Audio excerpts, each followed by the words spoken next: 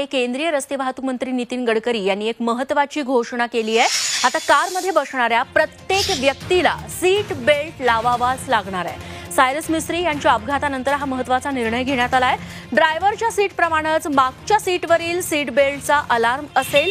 कारच्या मागच्या सीटवर सीट बेल्ट न लावल्यास 1000चा दंडही आकारला जाईल।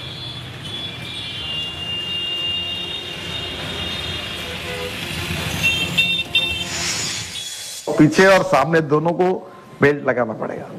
So we are now. So it's going to be so one will be penalized if we don't do it in the car. How are you? There is a provision for driver and the driver near passenger. If you don't have belt, there is a fine. Now even the back people also, if they don't take belt, we will fine them. छत्रपतींचा विचार म्हणजे